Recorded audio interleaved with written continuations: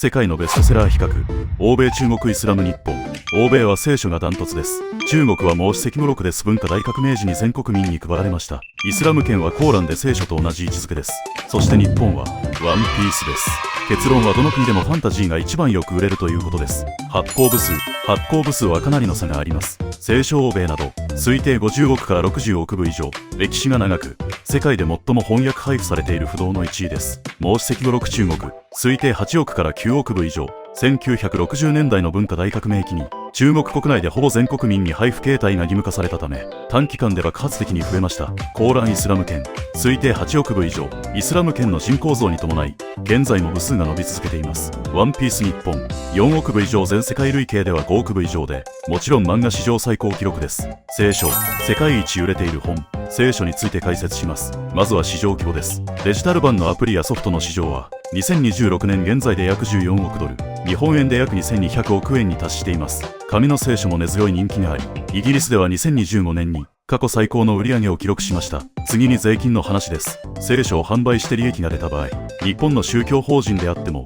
基本的には法人税がかかります。お布施や寄付は非課税ですが、物品販売は収益事業とみなされるためです。最後に聖書が原因となった戦争です。代表的なものは十字軍です。聖書の舞台である聖地奪還を掲げ、200年近く戦いが続きました。17世紀の30年戦争も有名です。聖書の解釈をめぐる対立から始まり、全ヨーロッパを巻き込みました。現代のパレスチナ問題においても、聖書にある約束の地の記述が土地の所有権を主張する根拠の一つとなり、今も紛争の火種となっています。歴史と経済を動かし続ける世界で最も影響力のある一冊です。孟子石語録世界で最も印刷された政治書、毛沢東語録について解説します。まずは市場規模です。かつては数億部が無料で配られましたが、2026年現在は収集品として注目され、希少なオリジナル版などは1冊で数百万円の価値がつくこともあります。次に税金の話です。毛沢東本人は巨額の印税を人民のものとして辞退したため、個人の所得税は発生しませんでした。現代の中国でも当関連の出版は国の補助金で手厚く保護されています。最後にこの本が引き起こした闘争です。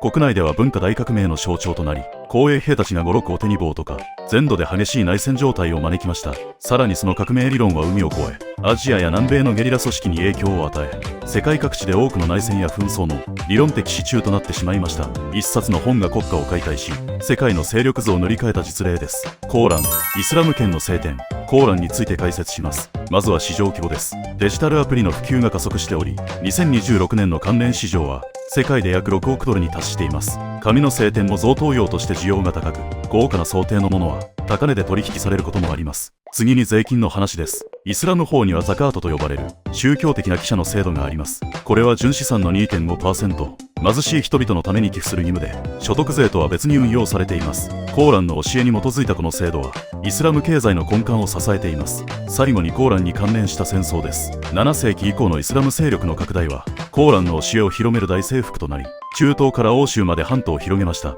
現代でも一部の過激派組織が経典を独自の解釈で引用し、紛争の根拠にすることもありますが、本来は平和と秩序を重んじる書物です。19億人の信者の生活と経済を律する極めて影響力の強い聖典です。ワンピース日本が誇る世界的人気漫画ワンピースについて解説します。まずは市場規模です。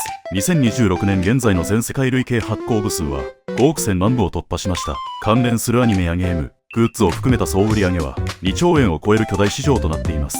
次に税金の話です。作者の小田栄一郎先生は推定で年間数十億円の所得があり、所得税の最高税率 45% に加え住民税 10% を合わせて半分以上を納税している計算です。まさに納税王の名にふさわしい圧倒的な社会貢献度を誇ります。最後にこの作品が起こした戦争です。物語の中では頂上戦争など歴史を変える激しい戦いが描かれ、多くの読者の涙を誘いました。現実世界でもこの漫画は深刻な戦争を引き起こしています。それは最新刊の発売日やアニメの重大発表のたびにネット上で勃発する激しい考察合戦です。ファン同士が正解を求めて争うこの平和な考察戦争こそがワンピースが愛されている証拠であり、我が日本が誇る多大一無二の聖戦です。他のベストセラーは物理的な争いを生み、多くの人が亡くなっていますが、ワンピースだけは人を殺さない平和なベストセラーと言えるでしょう。これって結構すごいことだと思いませんか？物語の現在進行型の描写では、敵であっても命を奪う場面は極めて限定的です。主人公が敵の命ではなく、信念を打ち砕くことを重視しているためです。宗教書や政治書が歴史の中で凄惨な戦争の引き金となったのに対し、この作品は世界中の読者を夢と友情の物語でつなぎ続けています。発売日のたりに勃発する考察合戦も、誰の血も流さない平和な娯楽です。過去に類を見ないほど巨大な、人を死なせない共通教養、それがワンピースです。悪くないですよね。その他の競合、聖書やワンピー以外にも世界を動かす本は存在します。まずはハリー・ポッターです。2026年現在の総経済圏はなんと約5兆円に達しています。本から始まった物語が映画やテーマパークとなり、一つの国家予算並みの巨大産業へと成長したのです。著者の J.K.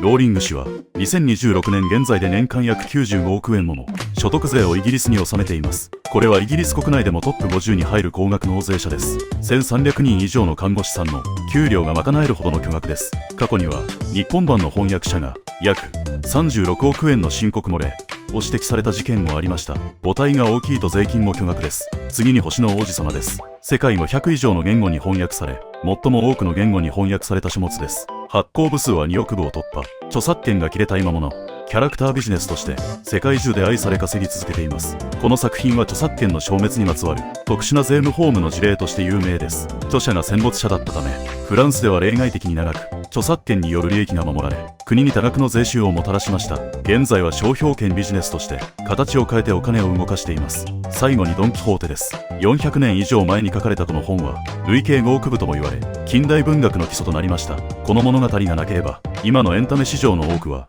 存在しなかったかもしれません。400年以上前の本なので、物語そのものの印税はゼロです。しかし新しく翻訳されるたびに、現代の翻訳者の所得となり、出版社の利益として納税されます。どれほど古い物語であっても、人が価値を感じて読み続ける限り、それは永遠に回り続ける、富の源泉であり続けるのです。漫画の枠を超えたワンピースも、いつかこうした歴史的名著と肩を並べる日が来るはずです。これらはまさに、言葉だけで世界を作り上げた魔法の書物たちと言えるでしょう。いかがでしたか？この情報が役に立ったら、いいねとチャンネル登録をお願いします。ご意見ご感想も歓迎いたします。